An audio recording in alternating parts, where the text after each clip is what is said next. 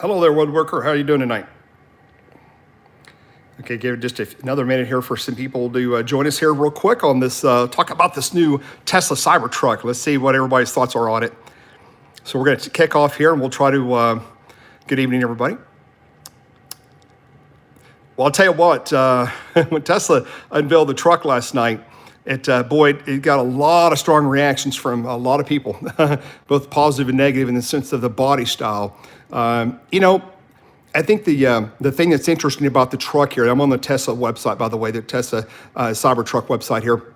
This truck is very polarizing. It's different.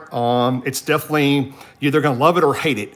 But I think the really important message here on this truck is really the underlying technology. The looks as a canvas, whether it comes out the final version, this exact duplicate, or if it's a little bit different design, it'll change over the next couple of years before it's actually built and delivered, which is what I anticipate.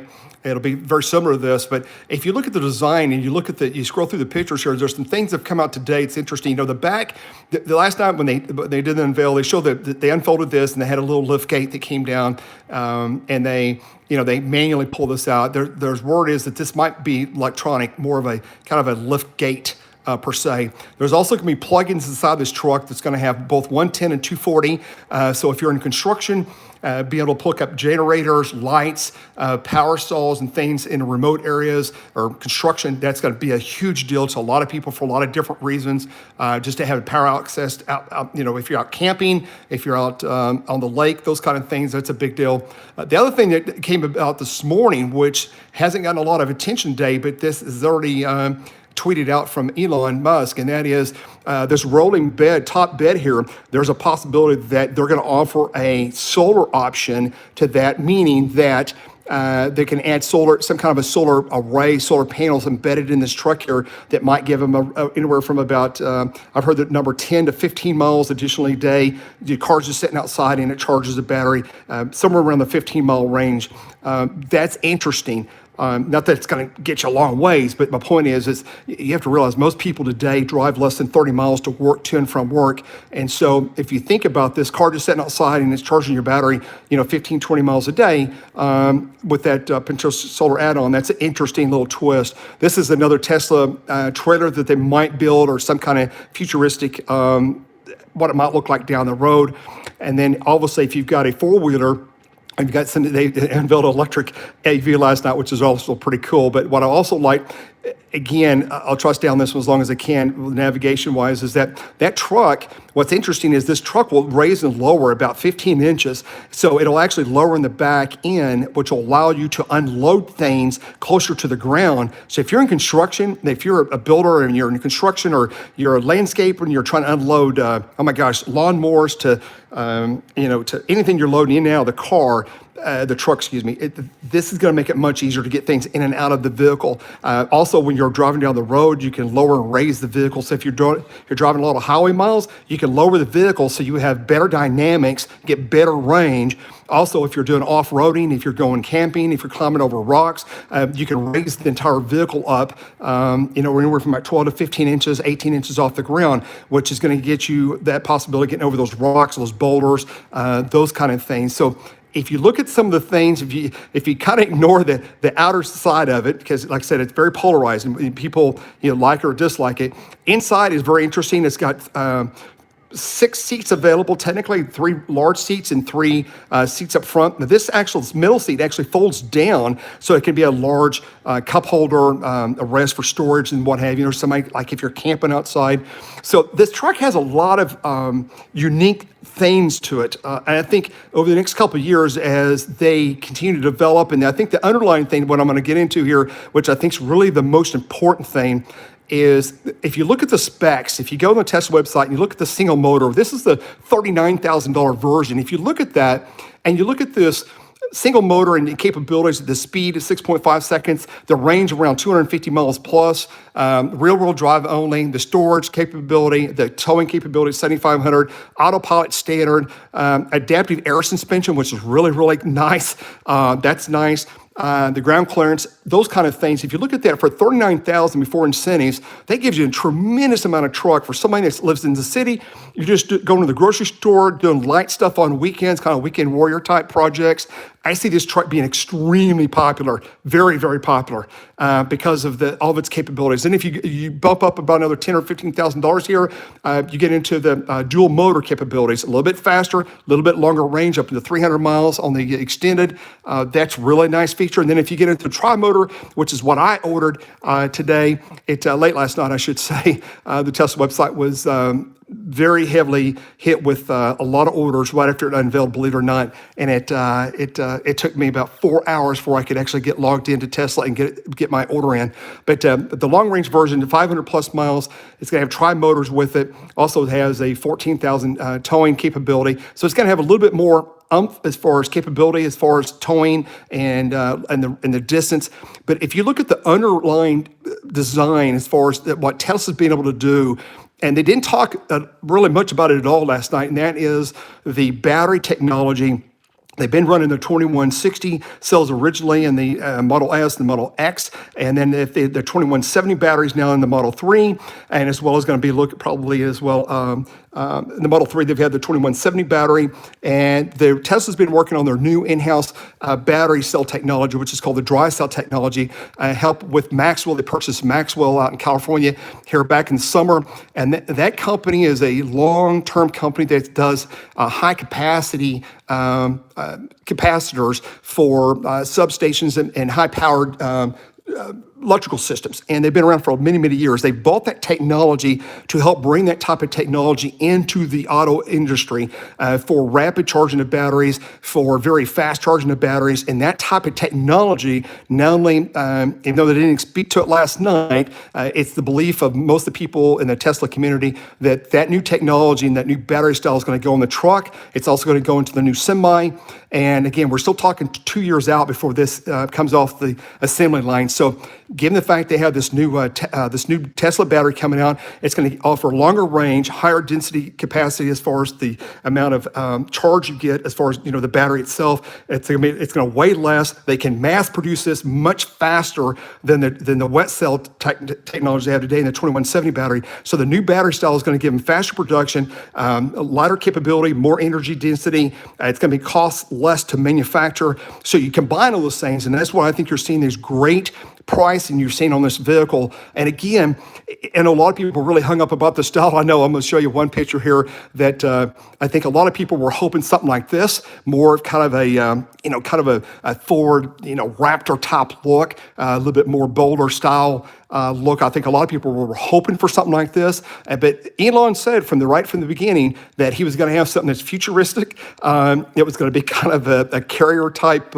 vehicle, armored carrier, I think is the word you used, and he delivered on what he said. So a lot of people were upset about the outside, but again, I keep going back. I saw numerous videos last night from the unveiling of the inside of the truck. The inside of the truck has enormous amount of room in it. I mean, more than any other vehicle that's in its class, pickup-wise or SUV-wise. And I think once over the next 2 to 3 months and the next year or so, as more and more information comes out about the truck and its capabilities, and people really understand what this truck means in the industry, it's game changing on all fronts. Not only it's really game changing in not only towing capabilities, but also range capabilities, and really what it means for for everyday users. So that's interesting. The other thing that I'll bring up here is its closest competitor at this time, and they've already started manufacturing, will be in 2020, is the Rivian truck, and as well as the SUV, and this is going to come out. You can pre-order those now.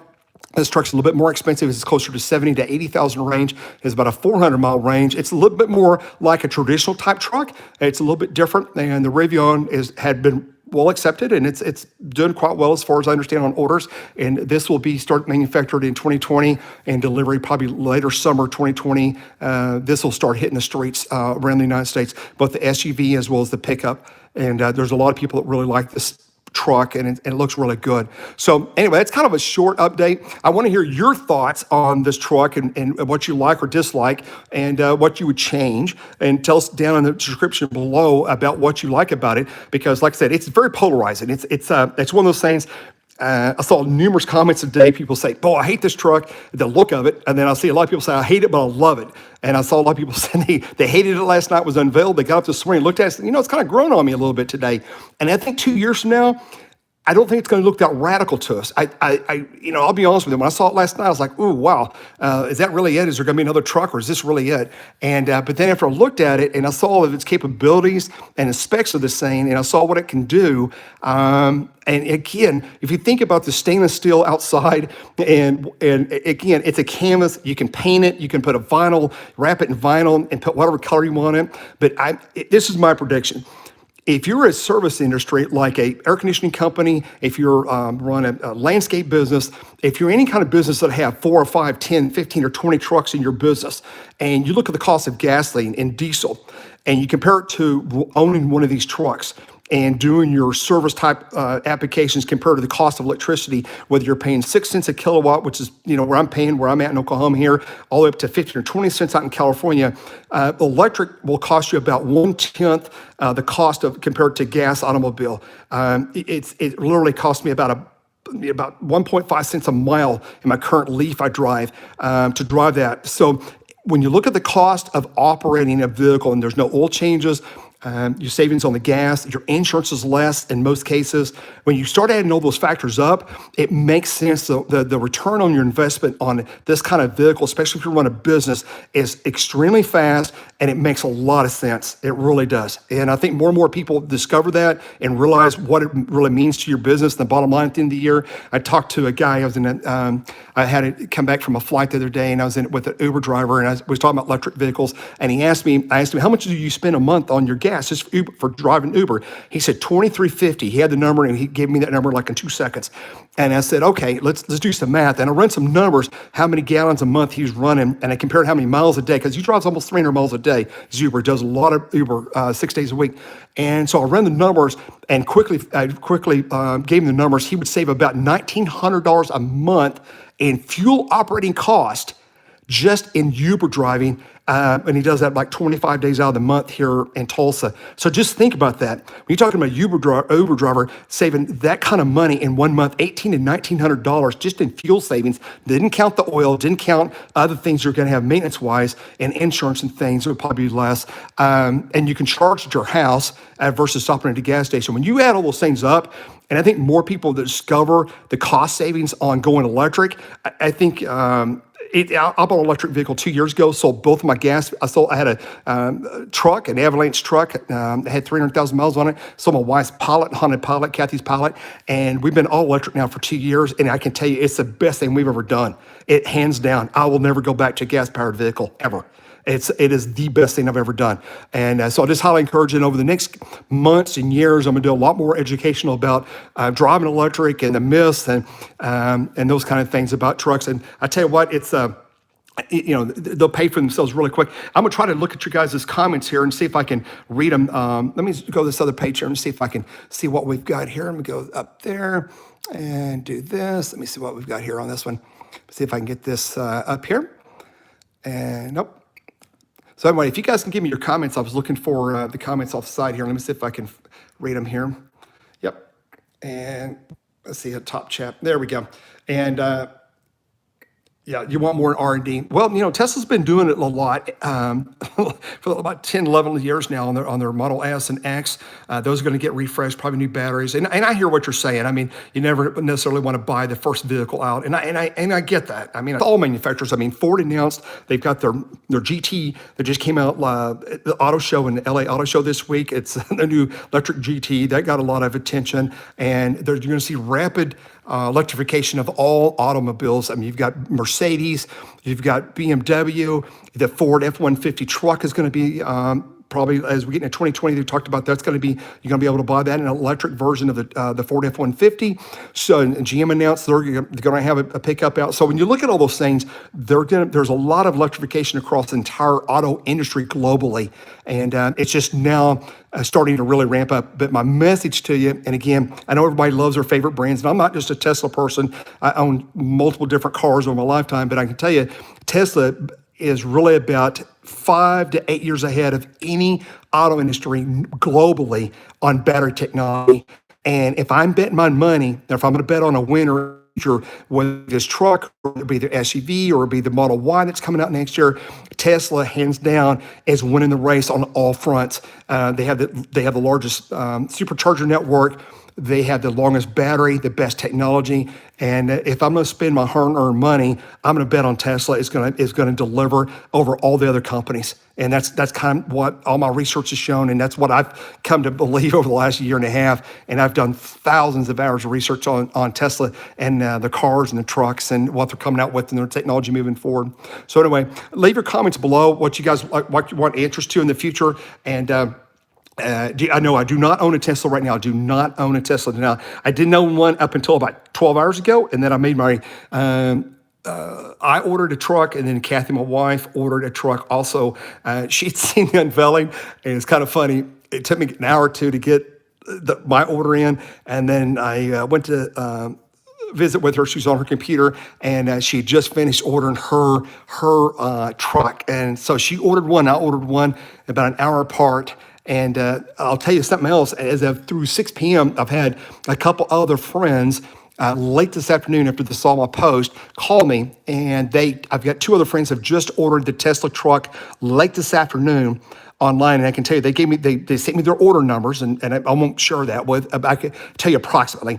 So from last night, after about 4 hours in, they were at about approximately. These are not confirmed numbers. These are my numbers based on the order numbers. I can tell you where the order number started at, and I know what that number is. And I can tell you about 4 hours later, there were over 100,000 orders that had already been placed in. And I was just under that number. And Kathy ordered about an hour after me, and she was over that number by about 20,000. And as of 6 p.m. tonight, when the 2 other friends have ordered their trucks, that number has grown to about 190,000, almost hitting at 200,000. So they're doing about 5,000 orders an hour right now. And I think that is going to continue.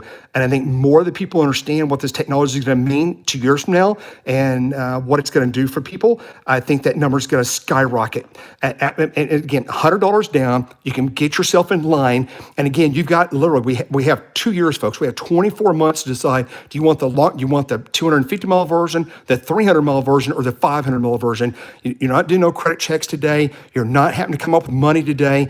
You don't have to go make loan applications today. You're literally just getting your place in line. So when they start manufacturing these and your number comes up, they'll notify you by mail about a month ahead of time and say, hey, your place is in line. The truck's going to be ready in come May or come April. Then you start picking out what color you want, the inside, what kind of wheels do you want, and they'll start updating that stuff as we get closer to the launch date. As far as the production, they'll start putting options online so you can pick and choose what you want.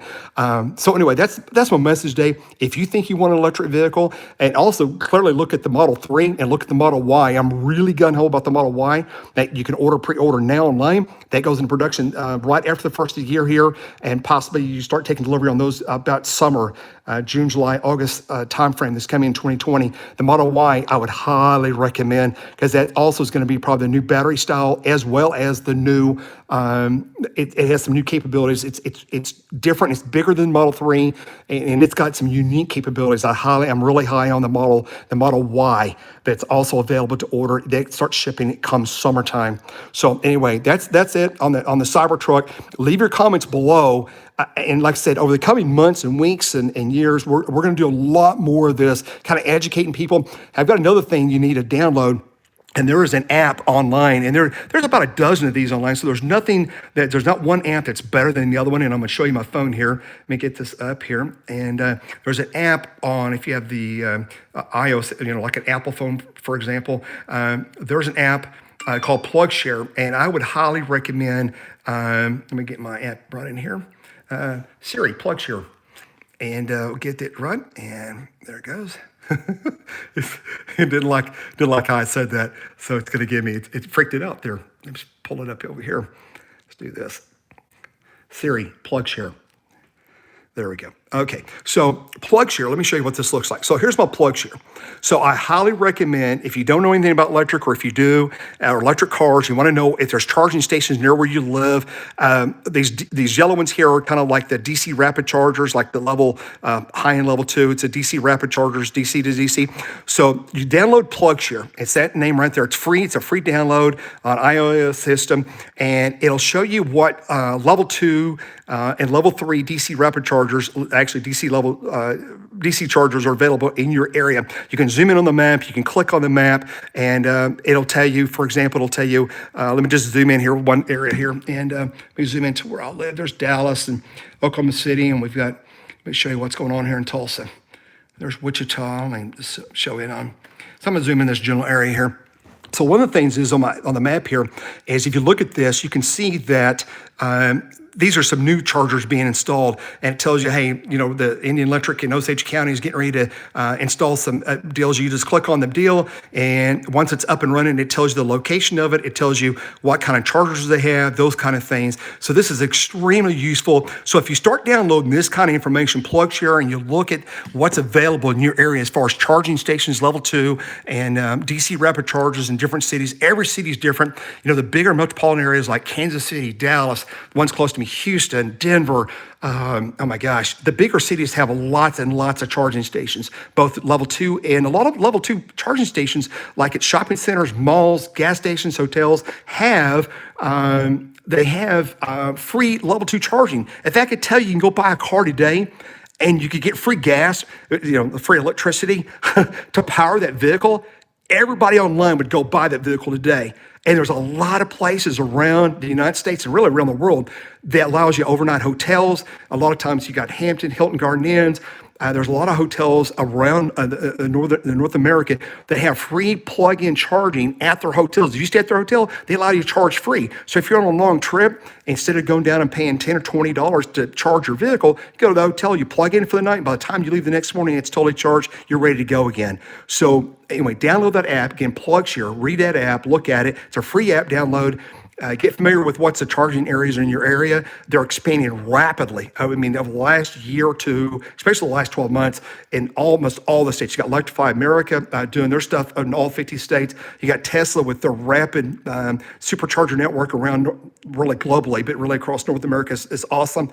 And that continues to expand. They're going from V2, which is the 150 kilowatt chargers, up to 250 kilowatt V3 chargers, which are starting to roll out now on the Tesla network. That's going to be the super fast charging. So instead of taking an hour to charge, that's going to be down to 15 to 30 minutes if you're at empty. You pull up somewhere in 15 to 20 minutes, I can have 200 or 300 mile range in my vehicle, and I'm off again. It's the same thing as like stopping for gas. You know, maybe 5 minutes longer than stopping for, you know, regular fill up. So anyway, that's kind of my tips. But leave your comments below. Again, I know there's going to be numerous automobiles from numerous manufacturers, and this will be my next storm chasing vehicle. It makes sense for me. It may not make sense for you, but it makes sense for me as far as just durability, how tough it is, the range of it, and its capabilities. And like I said, over the coming weeks, we'll have more and more information about this truck, and I think I'm very excited about it. I think it's going to be it's groundbreaking in a lot of areas. Let me see if there's yeah, it is really cool. So. Anyway, that's all for tonight. Just a short update and to give you a little bit about Tesla truck. And again, give me your comments below, because if you guys tell me what you need, and if you need help as far as like what kind of chargers you need at your house, one of the things I'm going to start focusing on is the level 2 chargers in my garage. How did I install it? How hard was it to do? I actually installed it myself. It was very easy. It was not hard at all. You can, you know, get a licensed electrician out to do it. It's like a, you know, it's like a 220 for like a dryer type plug-in, and it's what I put in my garage, and it's very easy. And then buying the stuff and installing it is very easy to charge the cars and your vehicles. And I think those kind of things, if you need to know answers on that kind of technology, on what to buy and where to buy, we will definitely help you with those kind of things, because there's a lot of technology out there, and to cut through all the stuff, you've got to have somebody that's been down that road. Like I said, I've been in electric now for 2 years. We have a lot of experience and what to buy and what not to buy, and I think you'll find it extremely helpful. So if I can help you save money, by not buying the wrong product at your house, and it'll save you a lot of heartache, it'll make the move into EV much more pleasant in the transition from gas powered over to electric powered. And I think you'll be very, very excited once you do. And that's it. Yeah, tires. Yeah, the tires. Everything on the cars, you can change them. I mean, highway tires. Those are obviously off-road type tires, really heavy, big knobs. They're really kind of a mud snow type tire, but off-roading type look. But anyway, that's it for tonight. Thank you so much for tuning in. And again, leave your comments below. I would definitely will get back and answer your questions. And if somebody needs more information, whatever you need, even if you're not looking at Tesla, you're looking at another manufacturer as far as, hey, we're thinking about this car. This is what we really like. You've been out. I just encourage you all to go out, test drive an EV. Go out and buy, test drive the Bolt. Prius, the Tesla vehicles, the Ford, the new GT Mustang coming out, all those electric cars that are now hitting the streets. I encourage you to go out and test drive them, and I think you'll be absolutely floored, blown away by the power, how fast they are, and to get up and go, and how responsive they are, and just how quiet they are. And how fun. They're actually very fun. I've had more fun the last 2 years driving my little Leaf, which is the base model, really simple car. I mean, it is really simple, but I've had a blast driving that car. It is a lot of fun. So anyway, that's it for tonight. Thank you guys so much for tuning in. I appreciate it. Thank you so much. Bye-bye.